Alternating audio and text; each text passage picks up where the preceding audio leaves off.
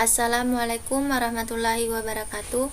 Nama saya Nur Anggi Sasmita dengan NIM 310119012665.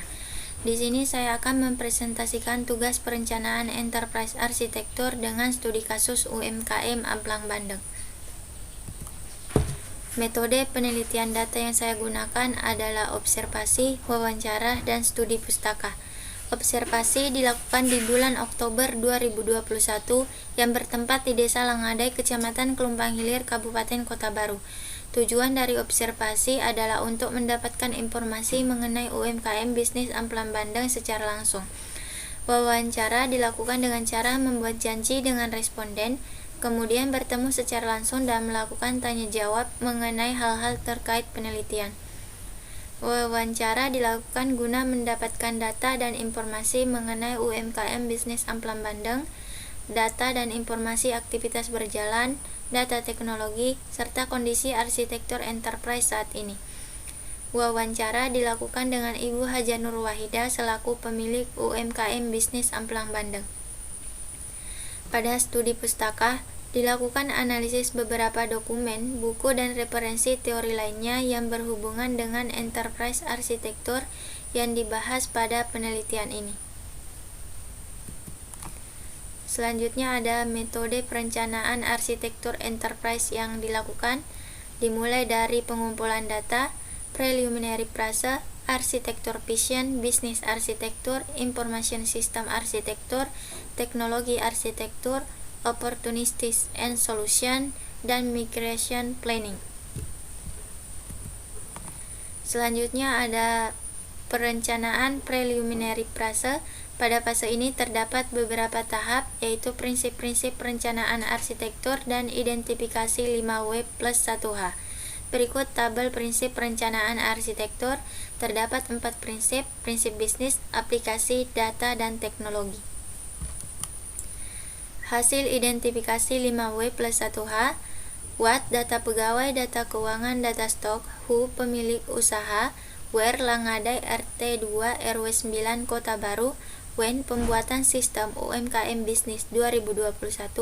Why, pertama, proses bisnis yang dilakukan masih bersifat tradisional dalam arti belum terkomputerisasi. Kedua, tidak ada sistem informasi yang digunakan dalam membantu usaha yang sedang dijalankan. Kemudian how, dengan melakukan perancangan arsitektur TOGAP ADM. Selanjutnya adalah perencanaan arsitektur vision. Pada tahap arsitektur vision, terdapat visi dan misi UMKM Amplang Bandeng ini dan analisis value chain. Berikut visi UMKM Amplang Bandeng, yaitu bertekad menjadi produksi dan penjualan produk terbaik daerah Kota Baru dalam hal pelayanan dan harga. Berikut analisis value chain UMKM Amplang Bandeng. Terdapat aktivitas pendukung dan aktivitas utama. Aktivitas pendukung ada keuangan, kepegawaian, monitoring dan evaluasi, serta prosemen. Aktivitas utama ada pendataan, pengkemasan, distribusi, penjualan, dan pelayanan. Selanjutnya adalah perencanaan bisnis arsitektur.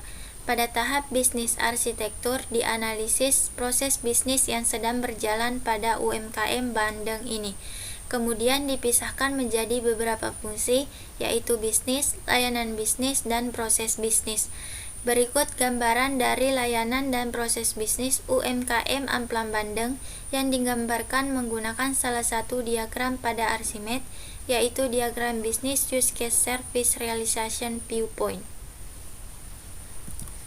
Selanjutnya, untuk perencanaan information system arsitektur. Pada tahap information system arsitektur dibagi menjadi 2 bagian, yaitu arsitektur aplikasi dan arsitektur data. Pada arsitektur aplikasi dilakukan pengidentifikasian jenis aplikasi yang diinginkan atau yang dibutuhkan untuk mengolah data dan mendukung aktivitas pada UMKM Amplang Bandeng. Sedangkan pada arsitektur data diidentifikasi seluruh komponen pada arsitektur data. Diidentifikasi seluruh komponen data yang akan digunakan oleh aplikasi untuk menghasilkan informasi yang dibutuhkan oleh UMKM Amplang Bandeng. Berikut gambaran dari arsitektur aplikasi yang digambarkan menggunakan salah satu diagram dari Archimedes, yaitu diagram Application Cooperation Viewpoint. Terdapat front office dan back office. Kemudian perencanaan arsitektur enterprise dapat dilihat pada gambar. Selanjutnya ada perencanaan opportunities and solution. Opportunities and solution pada fase peluang dan solusi ini dijabarkan hasil dari analisis gap dari fase arsitektur bisnis sampai fase arsitektur teknologi, serta perhitungan estimasi biaya investasi UMKM Amplang Bandeng. Berikut merupakan contoh dari analisis gap dari masing-masing arsitektur. Analisis gap arsitektur bisnis keuangan. Pada proses keuangan, terdapat proses bisnis membuat anggaran, pencatatan pendapatan dan pengeluaran, serta laporan keuangan. Bagian keuangan akan membuat anggaran dan membuat data anggaran. Bagian keuangan juga melakukan proses pencatatan pendapatan dan pengeluaran yang kemudian dibuat menjadi laporan keuangan. Berikut gambaran analisis gap arsitektur bisnis pada keuangan yang digambarkan menggunakan salah satu diagram dari Archimedes.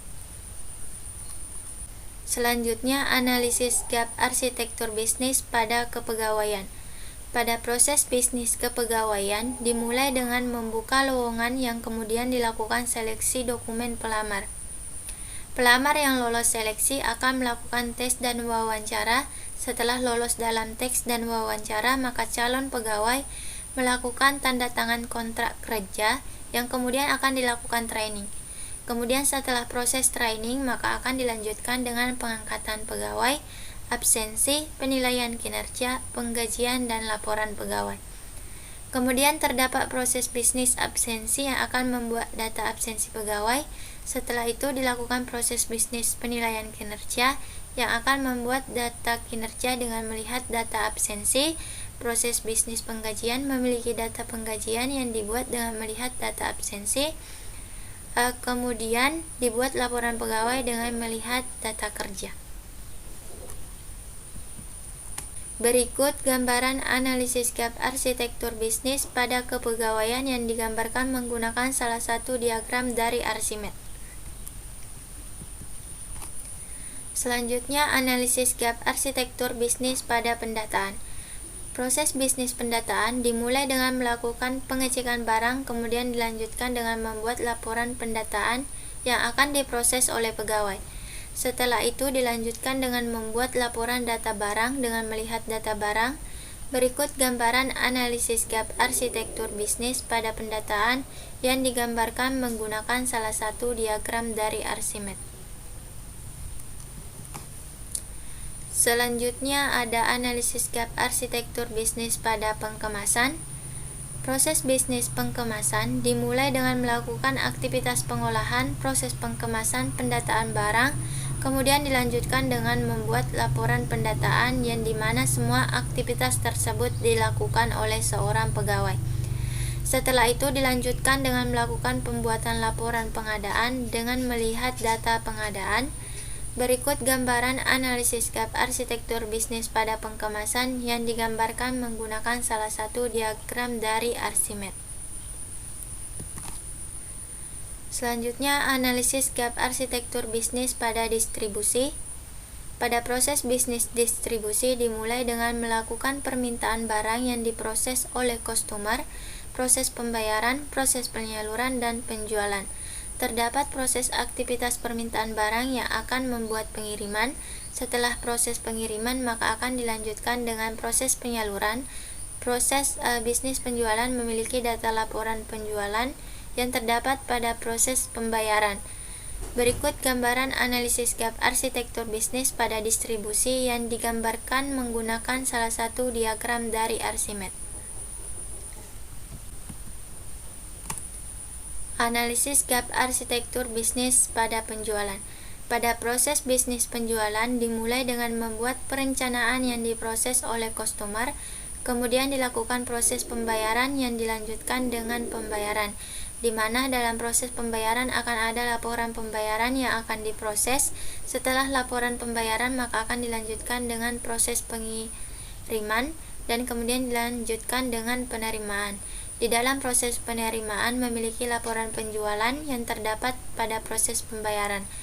Berikut gambaran analisis gap arsitektur bisnis pada penjualan yang digambarkan menggunakan salah satu diagram dari Archimedes.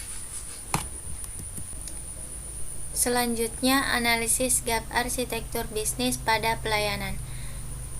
Pada proses bisnis pelayanan dimulai dengan membuat pemesanan yang diproses oleh customer, kemudian aktivitas memproses permintaan diproses oleh pegawai, kemudian selanjutnya proses penjualan.